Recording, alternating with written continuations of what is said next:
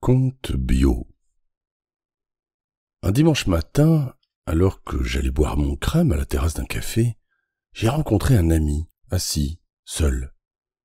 Il m'invita à sa table et, après les « Comment ça va ?» de coutume, il me dit « Monsieur Mouche, je t'offre ton crème, mais comme les bons contes font les bons amis, en échange, tu me narres une de tes histoires. » J'acquiesçai, et il passa commande.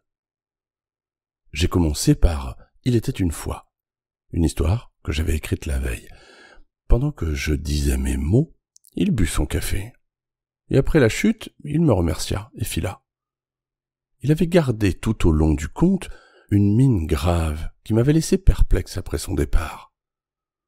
J'étais à mon tour assis, seul et dubitatif, à la terrasse du café. Comme pour me rassurer, j'ai décidé alors de conter à nouveau cette « Il était une fois », mais à un inconnu cette fois-ci.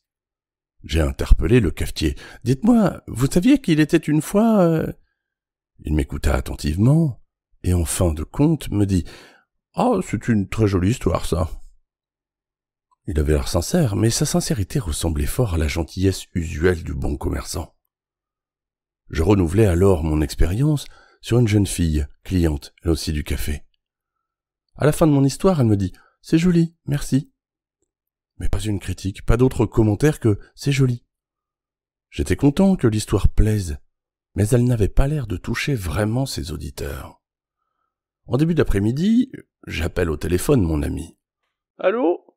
Ouais, salut, c'est Mouche. Tu m'as rien dit sur le compte de ce matin ? » J'ai pas le temps, là. Passe ce soir à la maison. D'accord, salut. Je raccrochais. Tout l'après-midi, je ruminais mon conte, cherchant ce qui dedans provoquait la prise de distance de mon ami. Le soir, j'arrive chez lui. Je sonne, il m'ouvre. À peine passé le seuil de sa porte, je l'entends me dire sur un ton agressif ou triste, je sais plus bien. « C'est du transgénique, ce conte !»« Quoi ? Bah oui, tu l'as écrit pour plaire. » C'est vrai qu'il plaît, mais il manque de saveur, il ne touche pas. Eh ben, ouais. C'est normal, c'est transgénique. Regarde, c'est comme pour les tomates. Il y a les jolies, qui ont vachement le goût de tomate, et puis il y a les imparfaites, les tachetées, celles qui ont le goût du soleil, qui les a nourries, le goût de la terre dans lequel elles ont bu. Ton conte, là, c'est du transgénique, je te dis.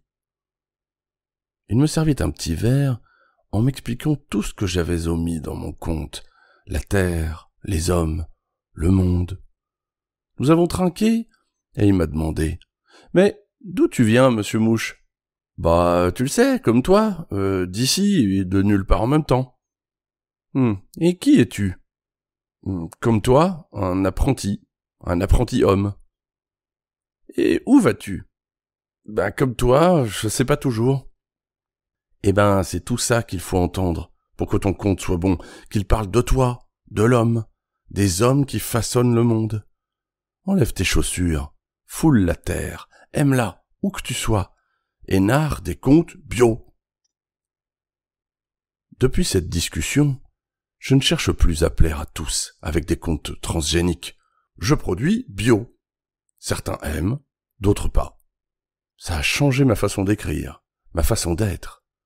Pour moi, ce qui est sûr aussi maintenant, c'est que les bons amis font les bons contes.